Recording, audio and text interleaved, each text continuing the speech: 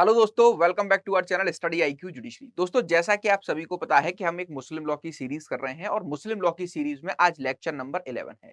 Lecture number 11 में हम Islamic law के गार्जियनशिप के कॉन्सेप्ट को डिस्कस करने वाले हैं। गार्जियनशिप होता क्या है और कितने प्रकार की इस्लामिक लॉ में गार्जियनशिप बताई गई है। सबसे पहले गार्जियनशिप का कॉन्सेप्ट जो है माइनर्स के लिए बनाया गया है। वो सारे लोग जिन्होंने एज ऑफ मेजोरिटी को अटेन नहीं किया है, उस कॉन्सेप्ट में अगर किसी भी माइनर की कोई प्रॉपर्टी है या फिर माइनर से रिलेटेड कोई भी डिसीजंस हैं, तो इस्लामिक लॉ में उस माइनर बच्चे के लिए, उस माइनर मुस्लिम बच्चे के लिए डिसीजंस कौन ले सकता है, यही पूरा कॉन्सेप्ट जो है गार्जियनशिप पर डिपेंड करता है। तो इस्लामिक लॉ में हमें जो है तीन तरीके की गार्जियनशिप दिखाई देती है और इन्हीं तीनों तरीकों में अगर हम गार्जियनशिप की बात करें तो जो हमारा नेचुरल गार्जियन होता है मुस्लिम लॉ में, वो जो है हमेशा कौन माने जाते हैं, किसी भी बच्चे का फादर जो है नेचुरल गार्जियन माना जाता है। दूसरा, अगर फादर नहीं है तो उसका जो ग्रैंडफादर होगा वो उसका नेचुरल गार्डियन होगा, और अगर ग्रैंडफादर भी नहीं है तो ग्रेट ग्रैंडफादर्स उसके जो है नेचुरल गार्डियन माने जाएंगे। लेकिन मुस्लिम मुस्लिम लॉ में अगर आप बात करो मदर की, तो मदर को जो है कोई भी राइट्स नहीं दिए गए हैं कि उनको जो है यहाँ पर नेचुरल गार्डियन किसी भी माइनर्स का नहीं माना गया है। तो आज का डिस्कशन पूरा जो है गार्जियनशिप के ऊपर ही होने वाला है। चलिए स्टार्ट करते हैं सेशन को। जैसा कि आप सभी लोगों को पता है कि मोहम्मदन लॉ को हम जो है अकील अहमद नामक बुक से कवर कर रहे हैं और टॉपिक वाइज हम जो है इस्लामिक लॉ के इस पूरे कॉन्सेप्ट को इस बुक के थ्रू समझ रहे हैं।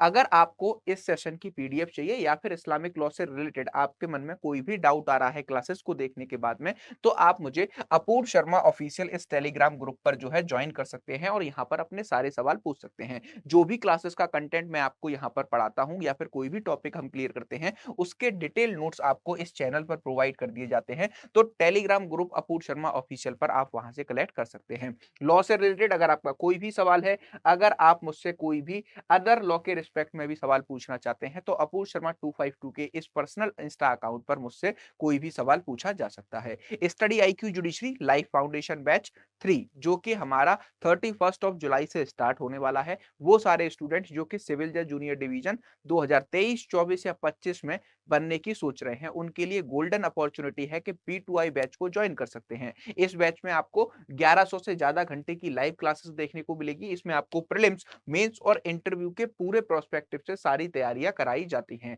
अगर आप यहाँ पर मेरे कोड को यूज करते हैं तो 40,000 का ये कोर्स आप डायरेक्ट 24,999 में ले सकते हैं। 31 तारीख से इसकी क्लासेस स्टार्ट हो रही हैं। अगर इसके रिस्पेक्ट में कोई डाउट है तो आप मुझसे टेलीग्राम पर कनेक्ट होकर भी सारी जानकारी जुटा सकते हैं। चलिए तो स्टार्ट करते हैं आज के सेशन को। गार्जियनशिप होती क्या है? तो गार्जियनशिप का मतलब क्या है? Meaning guardianship of a minor person means the overall supervision of minor's temperament. ठीक, तो यहां पर क्या बताया गया है? गार्जियनशिप का अगर जनरल मीनिंग अगर देखा जाए तो इसका मतलब क्या है कि जो भी माइनर है उसके ऊपर ऑल ओवर सुपरवाइज करना, उसकी हेल्प करना और उसकी सारी चीजों को देखरेख करना ही गार्जियनशिप कहलाता है। It means that the care and the welfare of a kid together with the liability to take care of it. It is more than mere custody of kid upon a particular age. ठीक, तो यहाँ पर guardianship का मतलब क्या है? एक बच्चा जो कि अपने सारे डिसीजंस लेने में नाकाम है, या फिर वो बच्चा जो कि अपनी सारी मूलभूत आवश्यकताएं या फिर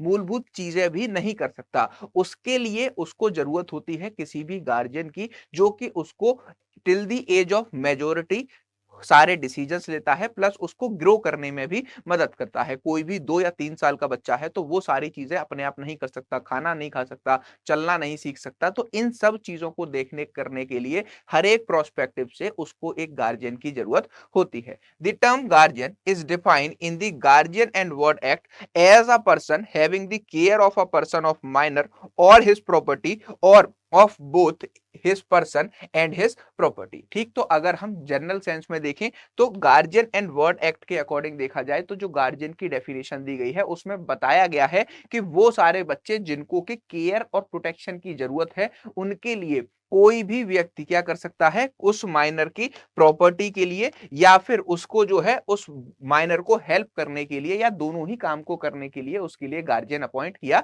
जा सकता है। जब हम इस्लामिक लॉ के प्रोस्पेक्टिव से गार्जियनशिप की बात करते हैं तो गार्जियनशिप का इस्लामिक लॉ में मतलब होता है बेसिकली 3 चीजों के ऊपर ये डिपेंड है। लेकिन जो मेजर फोकस है इस्लामिक लॉ का, उसका क्या मतलब है? उसका मतलब है हिजानत। ठीक, guardianship under Muslim law is called हिजानत। They are sometime taken to a means in the same thing, but under Muslim law these two aspects of guardianship are different and are governed by the different laws। ठीक, तो यहां पर क्या है, Islamic law के prospective से देखा जाए तो एक ऐसा बच्चा जो कि माइनर है, उसको अपनी सारी चीजों को करने के लिए किसी ना किसी की हेल्प की रिक्वायरमेंट है। तो उस बच्चे के लिए एक मुस्लिम व्यक्ति ही क्या हो सकता है, अच्छा जो है गार्जियन हो सकता है। जब हम बात करते हैं इस्लामिक लॉ के गार्जियनशिप की, तो फादर को जो है हमेशा नेचुरल गार्जियन माना जाता है। और अगर फादर ने किसी भी व्यक्ति को अपने बच्चे के जो है विल के थ्रू किसी को जो है अपॉइंट कर दिया है एज अ गार्जियन, तो उसको गार्जियन माना जाएगा। लेकिन मदर को इस्लामिक लॉ में कभी भी नेचुरल गार्डियन नहीं माना जाता। और मदर सिर्फ एक ही कंडीशन में जो है बच्चे की केयर टेकर हो सकती है, बच्चे की कस्टडी मदर को दी जा सकती है, लेकिन मदर इस्लामिक लॉ में नेचुरल गार्जियन कभी नहीं हो सकती। तो फादर और हिज एग्जीक्यूटर, एग्जीक्यूटर का मतलब क्या है, वो सारे लोग जो कि टेस्टामेंट्री विल के थ्रू या फिर विल के थ्रू फादर ने जो है अपॉइंट किए हैं किसी भी माइनर की प्रॉपर्टी के लिए, उसके जो है डिसीजंस के लिए, या पर्सन के माइनर पर्सन के लिए, ठीक है, विल के थ्रू उनको एग्जीक्यूटर अपॉइंट कर दिया गया है। और in the absence the paternal grandfather being a natural guardian is in the charge of minor's person. ठीक, अगर फादर है तो फादर जो है क्या होगा, नेचुरल गार्डियन माना जाएगा इस्लामिक लॉ के अकॉर्डिंग। अगर फादर नहीं है तो इस केस में जो भी उसने विल के थ्रू किसी भी व्यक्ति को अपॉइंट कर दिया है किसी भी अपने माइनर बच्चे के लिए, तो वो जो है उसका क्या माना जाएगा, वो उसका जो है गार्डियन माना जाएगा। अगर फादर नहीं है और वो अपने विल के थ्रू किसी को गार्डियन अपॉइंट करके नहीं गया है, तो इस केस में भी जो है जो उसके ग्रैंडफादर होंगे या फिर ग्रेट ग्रैंडफादर होंगे, वो नेचुरल गार्जियन होंगे, ना कि उसकी mother. Clear? On the opposite hand, custody of a child simply means a physical possession, custody of a child upon a certain age। ठीक, तो यहां पर आपको एक कॉन्सेप्ट समझना होगा इस्लामिक लॉ में कि गार्जियनशिप का एब्सोल्यूट राइट किसके पास जा रहा है, फादर के पास, उसके ग्रैंडफादर के पास, ग्रेट ग्रैंडफादर के पास, या फिर उन सारे लोगों के पास जिसको फादर ने, ग्रैंडफादर ने या ग्रेट ग्रैंडफादर ने विल बनाकर उस बच्चे का गार्जियन अपॉइंट कर दिया है। लेकिन इस्लामिक लॉ में मदर को जो है कभी भी जो है नेचुरल गार्जियन बच्चे का नहीं माना जाता है। ये क्वेश्चन बार बार प्रीलिम्स में आपसे पूछा जाता है, इस वजह से मैं इसको रिपीट कर रहा हूं।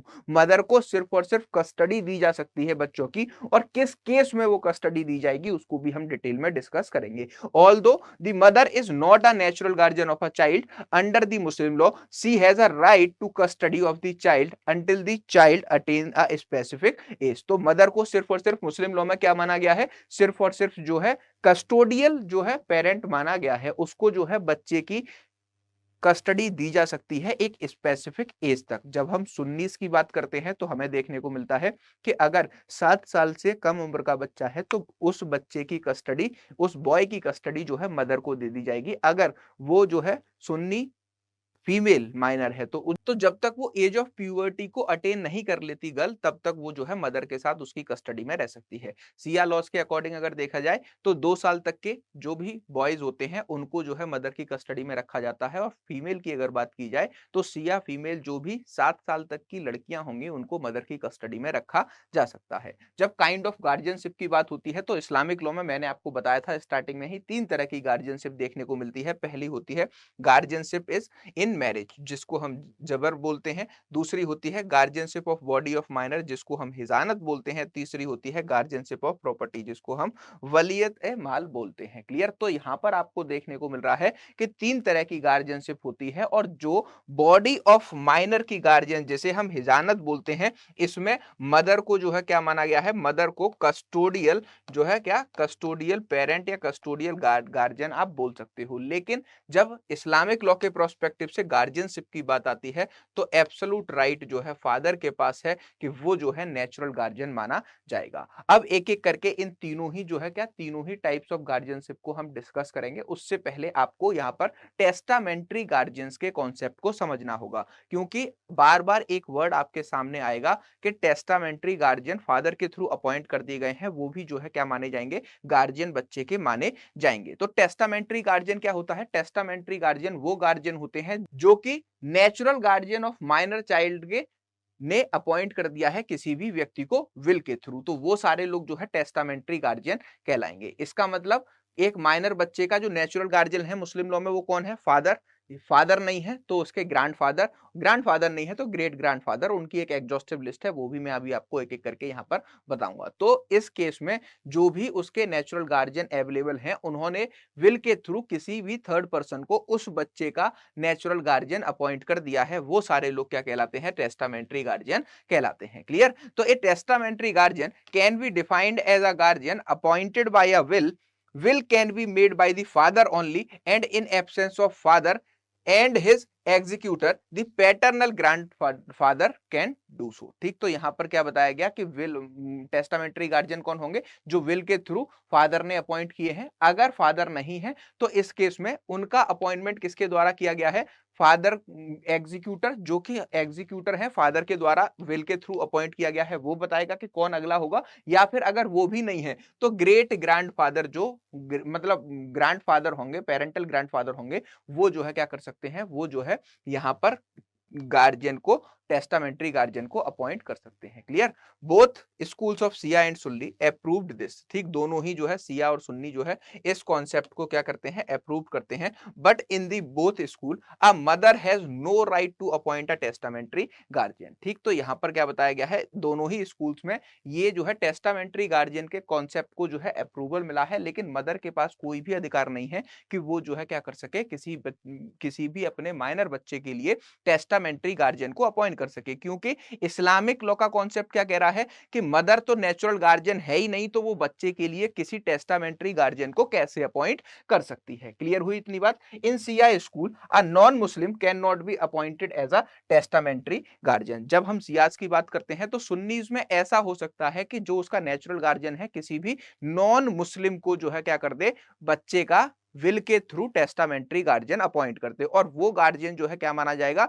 वैलिड टेस्टामेंट्री गार्जियन माना जाएगा। लेकिन अगर सियाज में ऐसा कर दिया गया है तो वो व्यक्ति जो कि इस्लामिक धर्म से बिलोंग नहीं करता है, उस व्यक्ति को अगर विल के थ्रू टेस्टामेंट्री गार्जियन अपॉइंट कर दिया गया है तो उसके पास बच्चे की केयर टेकिंग करने की कोई भी जो है पावर नहीं होगी, क्योंकि सिया जो है, सिया लॉज जो है इसको क्या करते हैं? टेस्टामेंट्री गार्जियन जो कि नॉन मुस्लिम है इसको अप्रूवल नहीं देते। Moving ahead, however Muslim law does not lay down any formality regarding the appointment of testamentary guardian। यहां पर एक बात बताई गई है कि मुस्लिम लॉ टेस्टामेंट्री गार्जियन को अपॉइंट करने के लिए कोई भी एसेंशियल कंडीशंस इंपोज नहीं करता है। अपॉइंटमेंट ऑफ टेस्टामेंट्री गार्जियंस में भी एक्सप्रेस और इम्प्लाइड, ठीक, लिखित में भी किया जा सकता है या फिर बोल के भी फादर बता सकता है कि उसके माइनर बच्चे की जो भी कस्टडी है या फिर जो भी केयर टेकिंग है वो किसके द्वारा की जाएगी। तो एक्सप्रेस और इम्प्लाइड दोनों ही तरीके से without any specific conditions Islamic law में नहीं बताई है अगर टेस्टामेंट्री गार्जियन को अपॉइंट किया जाना है।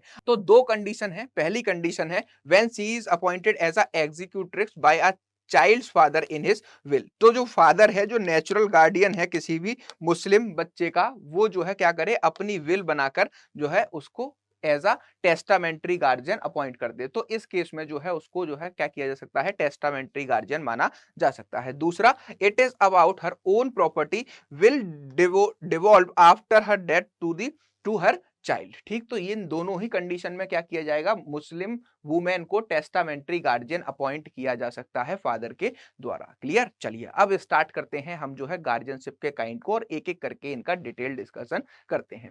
सबसे पहला, गार्जियनशिप इन मैरिज। तो गार्जियनशिप इन मैरिज की जो बात होती है इसको हम क्या है? जब्र बोलते हैं। दूसरी सबसे इंपॉर्टेंट बात कि जो भी मैरिज से रिलेटेड डिस्प्यूट हैं या फिर डिसीजंस हैं माइनर को लेकर, वो सारे डिसीजंस जो है किसके द्वारा लिए जाएंगे? फादर के द्वारा लिए जाएंगे, क्योंकि फादर ही क्या है? नेचुरल गार्जियन है। अगर फादर नहीं है तो अगर फादर ने किसी भी व्यक्ति को as a testamentary guardian appoint कर रखा है विल के थ्रू, तो वो जो है माइनर की मैरिज से रिलेटेड सारे डिसीजंस लेंगे। और तीसरी सबसे इंपॉर्टेंट बात कि अगर टेस्टामेंट्री गार्जियन अपॉइंट नहीं किए गए हैं नेचुरल गार्जियन फादर के द्वारा और फादर नहीं है, तो जो ग्रैंडफादर होंगे वो जो है मैरिज के सारे डिसीजंस बच्चे के रेस्पेक्ट में लेने वाले हैं। ठीक, तो under the Muslim law the father has power to give his children of both sexes in marriage without their consent to enter into a marriage but it is before a शरीरी stage. इसका मतलब क्या है कि जब भी हम Islamic law में मैरिज के कॉन्सेप्ट में जाते हैं तो वहां हमें देखने को मिलता है कि जितने भी माइनर बच्चे हैं उनकी भी शादी कराई जा सकती है, लेकिन उसके लिए क्या करना होगा कि जो भी गार्जियन होंगे उनकी कंसेंट रिक्वायर्ड है। और जब तक बच्चा मेजर नहीं हो जाता वो अपनी मर्जी से माइनर होने के टाइम पर मैरिज नहीं कर सकता, वो मैरिज जो है वॉइड मैरिज मानी जाती है। तो इसी वजह से मैरिज के कॉन्सेप्ट में गार्जियनशिप का एक इंपॉर्टेंट रोल होता है मुस्लिम लॉ के अंदर। Clear? The rule of Muslim law is that when a remote guardian allowed marriage when a nearer one is present the validity of a marriage is dependent upon a later rectification and consent. अब देखिए यहां पर एक जो system है मैंने अभी आपको बताया था कि सपोज करिए एक सन है, इसकी एज 14 ईयर्स है। ठीक, तो अभी तक ये क्या, अभी तक ये मेजर नहीं हुआ। अगर इसकी शादी माइनॉरिटी में ही कराई जा रही है तो इसकी शादी की कंसेंट कौन देगा? इसके शादी की कंसेंट फादर जो कि इसके नेचुरल गार्डियन हैं उनको देनी है। ठीक, तो इस सन की शादी जो कि एक 14 साल का बच्चा है इसकी शादी होनी है, तो इसकी माइनर की शादी हो रही है तो इसके लिए इस्लामिक लॉ में कंसर्ट किसके द्वारा दी जाएगी? फादर के द्वारा दी जाएगी। अब इसकी शादी की कंसर्ट फादर ने नहीं दी, लेकिन जो इसके ग्रैंडफादर हैं उन्होंने जो है क्या कर दिया, इन्होंने जो है शादी की कंसर्ट दे दी। तो क्या नियरर वन के होते हुए उनसे ऊपर वाले लोग भी कंसर्ट दे सकते हैं या नहीं? तो इस पर जो है इस्लामिक लॉ में दो क्या कहते हैं पॉइंट ऑफ व्यू देखने को मिलते हैं, जहां पर एक पॉइंट ऑफ व्यू क्लियरली ये कहता है कि अगर nearer one natural guardian available है तो जो उससे ऊपर वाले हैं उनके पास कोई भी अधिकार नहीं है कि वो बच्चे की मैरिज पर कोई भी जो है डिसीजन ले सके। और अगर ऐसा कर दिया गया है तो जो ओरिजिनल बीच में इंसान अवेलेबल है उसकी कंसेंट लेना बहुत जरूरी है, तभी वो शादी जो है वैलिड मानी जाएगी। क्लियर? लेकिन दूसरी कंडीशन क्या है कि फादर है ही नहीं, फादर की डेथ हो चुकी है, तो उस केस में जो उससे ऊपर के नेचुरल गार्जियन हैं उनके पास अधिकार होता है कि वो माइनर की शादी के लिए सारे डिसीजंस ले सकते हैं। क्लियर हुई इतनी बात? Moving ahead, marriage by a remote guardian when a nearer guardian is present and has given his consent is not only irregular but void। तो यहां पर क्या बता दिया कि अगर इस केस में फादर अवेलेबल है और फादर के रहते हुए ग्रेट ग्रैंडफादर या फिर ग्रेट ग्रैंडफादर ने माइनर बच्चे की शादी की कंसेंट दे दी है तो वो शादी क्या मानी जाएगी? वो शादी टोटली वॉइड मैरिज मानी जाएगी, क्योंकि जो बीच में पहला नेचुरल गार्जियन है इसकी कंसेंट ली ही नहीं गई और ऊपर वाले फिर कैसे कंसेंट दे सकते हैं? क्लियर हुई ये बात? तो यहां पर इसीलिए ये इंपॉर्टेंट है कि जो भी हमारा फर्स्ट नेचुरल गार्जियन है इस्लामिक लॉ में, वही उसी को अधिकार होगा कि वो जो है अपने माइनर बच्चे की शादी के लिए क्या कर सकता है? कंसेंट दे सकता है। अगर उससे बिना पूछे या फिर उसके रहते हुए और दूसरे नेचुरल गार्जियंस ने बच्चे की शादी की कंसेंट दे दी है तो वो शादी टोटली वॉइड शादी मानी जाएगी। क्लियर? तो पर्सन एंड टाइटल, कौन कौन पर्सन है जो माइनर्स की शादी के लिए, ठीक, जबर के लिए कंसेंट दे सकते हैं? तो सबसे पहले हमें देखने को मिलता है कि नेचुरल गार्जियन इस्लामिक लॉ में कौन होता है? फादर होता है। तो फादर अगर है तो उस फादर जो है अपने बच्चे की क्या करेगा? शादी की कंसेंट दे देगा। दूसरा, father's father how high soever, मतलब अगर फादर है, फादर के ऊपर फादर्स फादर हैं, फादर्स के ऊपर जो है क्या है? फादर्स फादर्स फादर है। ठीक, और इसका एक सन है या फिर इसकी एक डॉटर है जो कि 18 साल से कम है, लेस देन 18 ईयर्स है, और इनका निकाह कराया जा रहा है पर्सनल लॉज के अकॉर्डिंग। तो ये निकाह की परमिशन गार्जियन से लेनी होगी। सपोज करिए फादर है तो फादर देगा, फर्स्ट वाला अगर अवेलेबल है तो फादर देगा क्योंकि he is the natural guardian. दूसरी सबसे इंपॉर्टेंट बात, इसकी डेथ हो चुकी है और इसकी भी डेथ हो चुकी है, तो इस केस में इन माइनर बच्चों की शादी की जो है क्या कंसेंट कौन दे सकता है, फादर्स फादर्स फादर्स दे सकते हैं, वो क्या मानी जाएगी, वैलिड कंसेंट मानी जाएगी। तीसरा, full brother and other male relation of father side, ठीक, जो उसका खास मतलब सगा भाई होगा वो भी जो है क्या कर सकता है, अगर ये वाली लाइन हमारे पास अवेलेबल नहीं है, मतलब ना तो फादर है ना फादर्स फादर्स है ना तो फादर्स फादर्स फादर है, तो इस केस में जो भी इसका मेजर सगा भाई होगा वो क्या करेगा, वो इसकी शादी की कंसेंट दे सकता है। और other male relation on the father side के अदर जो मेल रिलेशंस होंगे, ठीक, जो इसके F1 के जो भाई होंगे, मतलब ताऊ हो सकते हैं या फिर चाचा हो सकते हैं, वो भी इस माइनर बच्चे की शादी की कंसेंट दे सकते हैं, जब ना तो ये है और ना ही इसका कोई भी भाई है तो। और चौथे नंबर पर आती है मदर के, उसकी मदर जो है इन सब के ना होने के बाद जो है बच्चे की शादी की कंसेंट दे पाएंगी। पांचवा, maternal relation with a prohibited degree, ये लोग भी दे सकते हैं। और छठवां, जब कोई नहीं है तो काजी और कोर्ट किसी भी माइनर बच्चे की शादी कराने के लिए कंसेंट दे सकता है। तो ये तो हो गई हमारे सुन्नी लॉ के प्रोस्पेक्टिव से बात। अब बात करते हैं सिया लॉ की। Under Shia law only the father and following him the father's father how high soever, इसका मतलब क्या कह रहा है, सिया लॉ यहां पर समझाना चाह रहा है कि किसी भी सन या डॉटर जो कि माइनर है, अगर इसकी शादी कराई जा रही है तो जो फादर होगा या फिर फादर्स फादर होंगे या फिर फादर्स फादर्स फादर्स होंगे या इससे ऊपर की कोई जनरेशन अवेलेबल है, तो इन्हीं के पास अधिकार है कि ये जो है इस बच्चे की एज अ माइनर शादी कराने के लिए क्या कर सकते हैं, कंसेंट दे सकते हैं। इतनी बात क्लियर हुई। तो शिया लॉ ने स्पष्ट कर दिया यहाँ पर कि सिर्फ जो नेचुरल गार्जियन है, father fathers fathers fathers fathers fathers या फिर इनसे ऊपर की कोई भी जनरेशन अवेलेबल है, वही माइनर बच्चे की शादी कराने के लिए वैलिड कंसेंट मानी जाएगी। अगर किसी और ने दे दी है इनके रहते हुए, इनके नहीं भी रहते हुए, तो वो शादी जो है वॉइड डिक्लेयर कर दी जाएगी। अब यहाँ पर एक क्वेश्चन प्रीलिम्स में ये भी पूछ लिया जाता है कि क्या टेस्टामेंट्री गार्जियन भी मैरिज माइनर की मैरिज के लिए कंसेंट दे सकते हैं या नहीं। तो इस पर मुस्लिम लॉ क्या कहता है, under Muslim law testamentary guardian for a marriage are not recognised, ठीक। तो जो टेस्टामेंट्री गार्जियनशिप का कॉन्सेप्ट है, जिसमें फादर अपने जो है विल के थ्रू किसी भी व्यक्ति को माइनर की केयर टेकिंग दे रहा है, तो इस केस में उस व्यक्ति के पास कोई अधिकार नहीं होगा कि वो उस माइनर बच्चे की मैरिज से रिलेटेड कोई भी डिसीजन ले सके, क्योंकि मैरिज के कॉन्सेप्ट में टेस्टामेंट्री गार्जियनशिप का कॉन्सेप्ट एप्लीकेबल नहीं होता है मुस्लिम लॉ के अंदर। A father has no power to appoint any person as a guardian for a marriage by his will, तो विल के अकॉर्डिंग फादर जो है किसी भी बच्चे की जो है क्या शादी के लिए राइट्स कंसेंट देने के लिए अपने राइट्स जो है किसी दूसरे व्यक्ति को नहीं ट्रांसफर कर सकता है। क्लियर। मूविंग हेड, अब आते हैं guardianship of body of minor, जिसको हम हिजानत बोलते हैं। अब देखिए, बॉडी ऑफ माइनर, एक बच्चा जो होता है, अगर वो बहुत ही छोटा बच्चा है तो उसकी देखरेख कौन कर सकता है, मदर होती है जो उसकी देखरेख कर सकती है, बच्चे को खाना खिलाना, दूध पिलाना, वॉशरूम अगर वो कर लेता है, तो इन सब के लिए जो है मदर उस बच्चे को जन्म देती है। तो एक नेचुरल फिनोमिना है कि वो उसको बहुत ही ज्यादा संभाल कर रखती है और बच्चे की हर एक डिजायर्स जो है मदर से ही पूरी हो सकती हैं।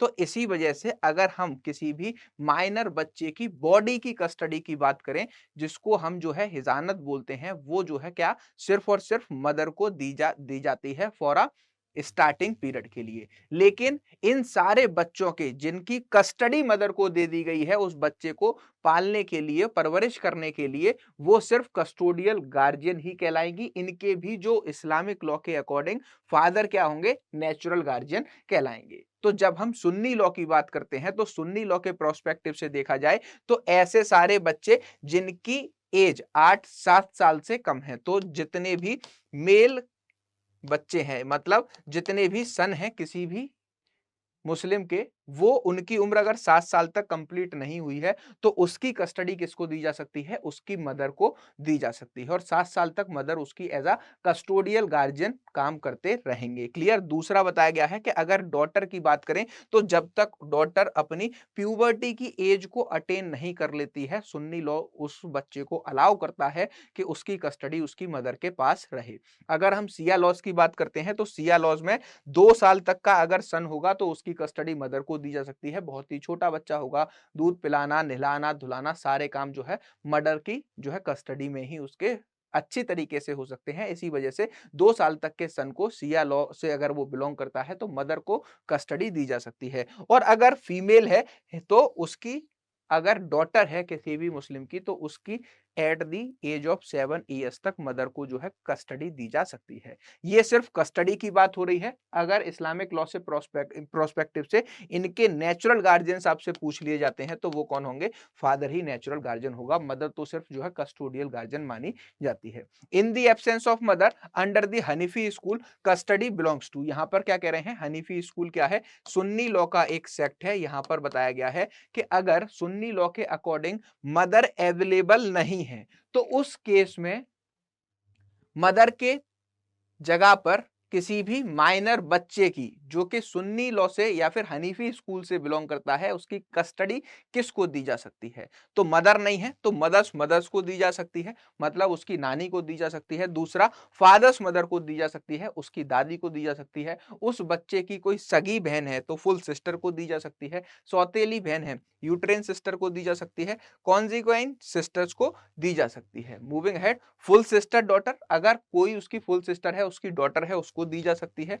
यूट्रेन सिस्टर डॉटर, ठीक, सौतेली बहन है तो उसकी सौतेली बहन की डॉटर है, उसको उस बच्चे की कस्टडी दी जा सकती है। कॉन्जिक्वाइन सिस्टर्स डॉटर, उसको भी दी जा सकती है।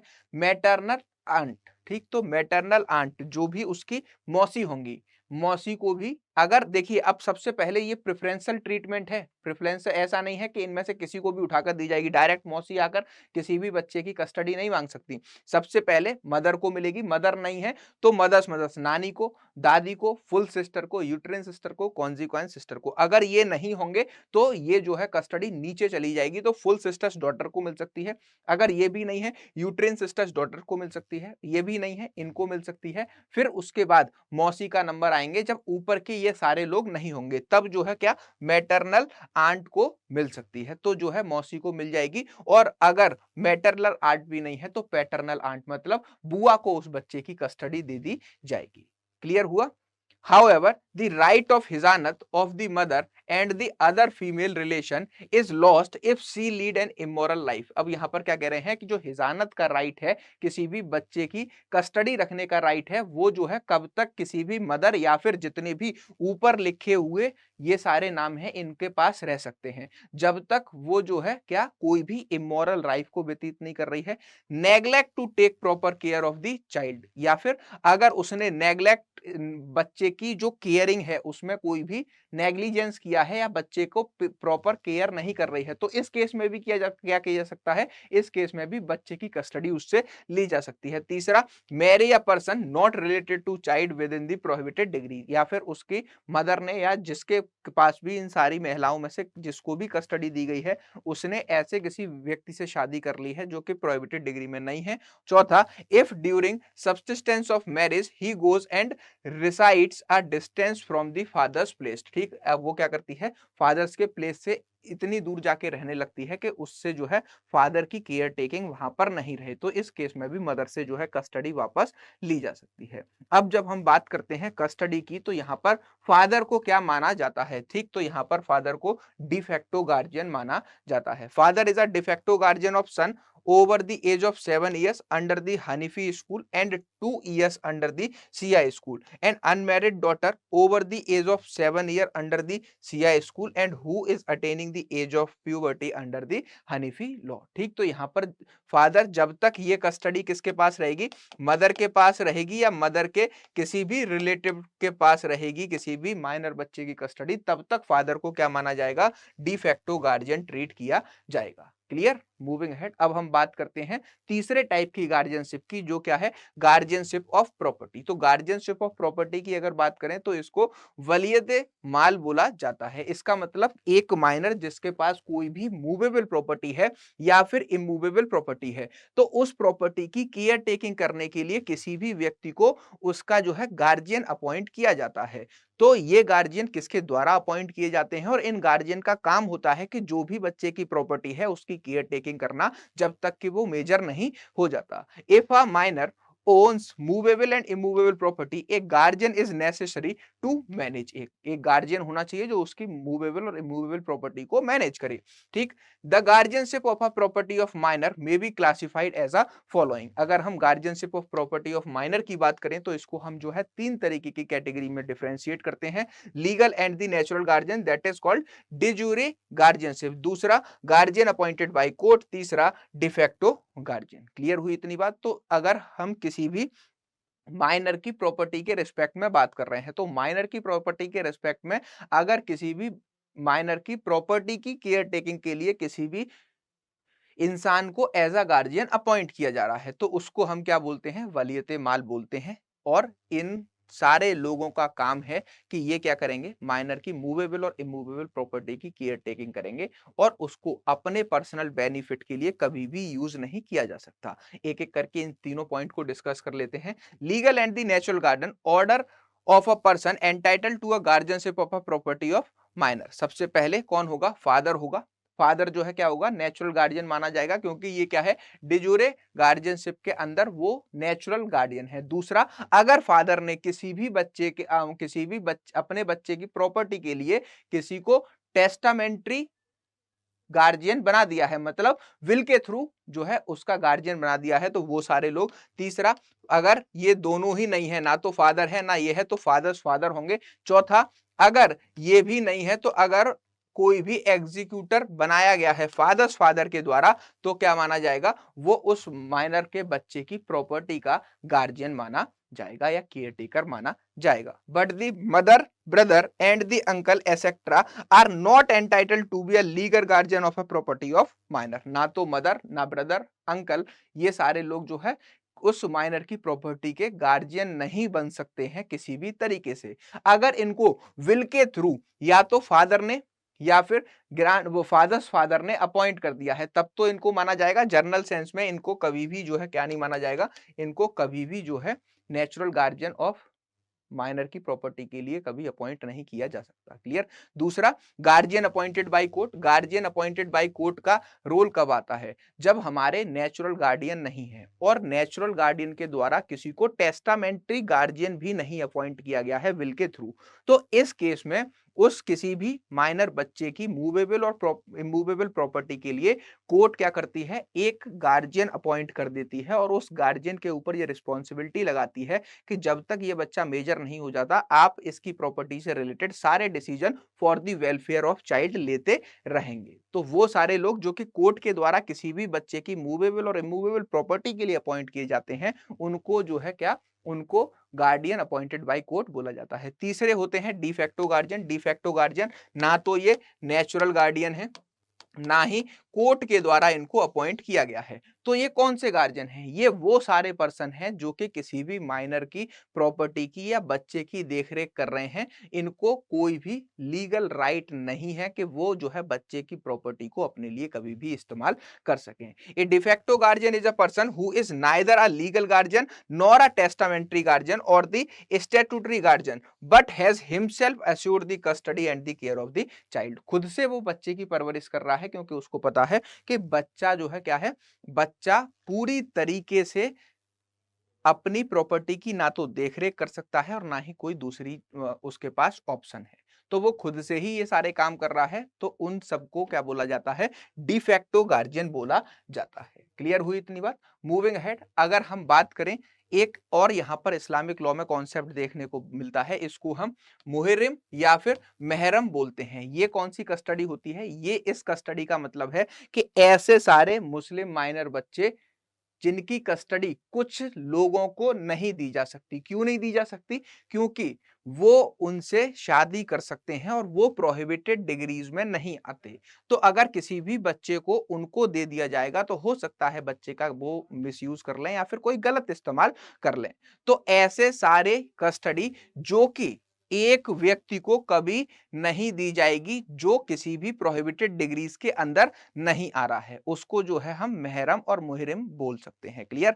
तो यहां पर इसको पढ़ते हैं, the custody of Muslim child can not be given to a person who is not a मुहरिम। मुहरिम का मतलब क्या है? सपोज करिए कि एक ए व्यक्ति है, ठीक, इस ये क्या है? एक चाइल्ड है, ये डॉटर है किसी की, ठीक, इसकी कस्टडी, क्योंकि ये अभी सिर्फ और सिर्फ 14 साल की है, 14 साल की है, तो इसकी कस्टडी किसी भी ऐसे व्यक्ति को नहीं दी जाएगी जिससे जो व्यक्ति जो है इस डॉटर से भविष्य में आगे जाकर शादी कर सकता है। इसका मतलब वो सारे लोग जो कि प्रोहिबिटेड डिग्रीज में नहीं आते हैं, उनको कभी भी माइनर की कस्टडी नहीं दी जाएगी। इसका मतलब जो लोग माइनर से शादी नहीं कर सकते, उन लोगों को जो है गार्जियन बनाया जाता है इस कॉन्सेप्ट के अकॉर्डिंग। क्लियर हुई इतनी बात? अब नेचुरल गार्जियंस के क्या-क्या काम होते हैं? तो नेचुरल गार्जियंस के काम होते हैं, सबसे पहले प्रॉपर्टी की केयर टेकिंग करना। दूसरा, वो जो है बच्चे के लिए उस प्रॉपर्टी को क्या कर सकते हैं, उस प्रॉपर्टी को हमेशा सिक्योर करके रखेंगे और अपने बेनिफिट के लिए उस प्रॉपर्टी का कभी इस्तेमाल नहीं कर सकते। कुछ इंपॉर्टेंट फंक्शंस हैं गार्जियन के, उसको डिसाइड करते हैं। Can sell the movable property for minor essential necessity like fooding, cloth and nursing. जहां पर कोई भी गार्जियन अपॉइंट किया गया है, तो वो जो है किसी भी बच्चे की मूवेबल प्रॉपर्टी को सेल कर सकता है जब उसको लगता है कि बच्चे की फूडिंग, क्लॉथिंग, नर्सिंग या फिर किसी भी नेसेसिटी की रिक्वायरमेंट है। दूसरा, can एलिनेट the movable immovable property only in the exceptional circumstances. अब देखो एक्सेप्शनल सर्कमस्टांसेस क्या होंगे, ये जो है क्या कोर्ट के सामने क्वेश्चंस रखे जाते हैं, तब डिटरमाइन किए जाते हैं। जनरल रूल ये है कि कोई भी गार्जियन माइनर की इमूवेबल प्रॉपर्टी को कभी भी डिस्पोज ऑफ नहीं कर सकता है, और अगर उसने ऐसा कर दिया है तो उसको एक्सेप्शनल सर्कमस्टांसेस कोर्ट में प्रूव करने होंगे, वरना वो ट्रांजैक्शन क्या मानी जाएगी, वो ट्रांजैक्शन हमेशा वॉइड ट्रांजैक्शन मानी जाएंगी। दूसरी सबसे इंपॉर्टेंट बात एक और है कि क्या नेसेसिटी होगी, क्या एक्सेप्शनल सर्कमस्टांसेस होंगे, ये इस्लामिक लॉ में कहीं पर भी जो है डिफाइन नहीं किए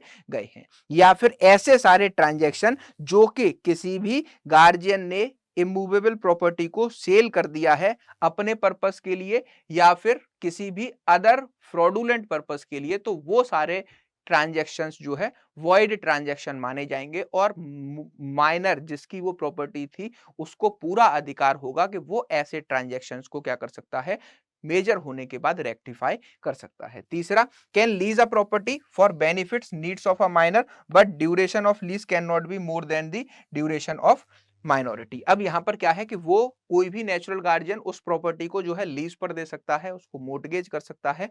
कब? जब बच्चा माइनर है तब, और उसके लिए कुछ भी बेनिफिट को सिक्योर किया जा सकता है। दूसरी सबसे इंपॉर्टेंट बात यह भी है कि अगर किसी भी बच्चे की प्रॉपर्टी को उस बच्चे की माइनॉरिटी को खत्म होने के बाद भी लीज को कंटिन्यू किया गया है, तो ऐसी सारी लीज क्या मानी जाएंगी, इस्लामिक लॉ के अकॉर्डिंग वॉइड लीज मानी जाएंगी। Clear? Fourth point, can carry on a business of the minor but like a prudent man would have a carried the business. ठीक, जो भी काम करेगा वो वेलफेयर ऑफ माइनर के लिए करेगा और माइनर के बिहाफ पे उसकी प्रॉपर्टी को बेस्ट पॉसिबल वे में यूज किया जाएगा। ठीक, in emergency can also produce debt on the behalf of minor if there was no necessity and debts was taken then it would be not binding on the minor। क्या कह रहा है कि अगर इमरजेंसी सिचुएशन है तो वो minor के बिहाफ पर जो है लीगल गार्जियन डेट भी ले सकते हैं, कर्जा भी ले सकते हैं, लेकिन अगर ये प्रूफ नहीं कर पाते कि इमरजेंसी सिचुएशन थी तो जो भी डेट लिए गए हैं किसी भी लीगल या फिर नेचुरल गार्जियन के द्वारा, वो लोग जो है वो डेट के लिए कोई भी माइनर बाइंडिंग नहीं हो सकता है। क्लियर हुई इतनी बात? तो ये होती हैं हमारी कुछ इंपॉर्टेंट फंक्शंस ऑफ गार्जियन, और ये था हमारा इस्लामिक लॉ का पूरे गार्जियनशिप का कॉन्सेप्ट। अगर आप इस पूरे सेशन की पीडीएफ कलेक्ट करना चाहते हैं तो आप अपूर शर्मा ऑफिशियल इस टेलीग्राम पर कनेक्ट हो सकते हैं और मुझसे यहाँ पर ये सारी पीडीएफ कलेक्ट कर सकते हैं। दूसरी सबसे इंपॉर्टेंट बात कि अगर आपका इससे रिलेटेड कोई सवाल है तो आप मुझे डायरेक्टली अपूर शर्मा 252 के इंस्टाग्राम पर अप्रोच कर सकते हैं और यहाँ पर अपने सारे डाउट्स मुझसे क्लियर कर सकते हैं। तो आज की क्लास में हमने इस्लामिक लॉ के गार्जियनशिप के कॉन्सेप्ट को समझा है। आई होप ये क्लास आपको पसंद आई होगी। ज्यादा से ज्यादा अपने दोस्तों के साथ शेयर करिए और इस क्लास को लाइक करना मत भूलिएगा। ऐसे ही इंटरेस्टिंग सेशंस लेकर मैं हमेशा स्टडी IQ जुडिशरी चैनल पर आपके लिए हाजिर रहता हूँ। चैनल को सब्सक्राइब कर लीजिए। मिलते हैं नेक्स्ट वीडियो में। Thank you for watching.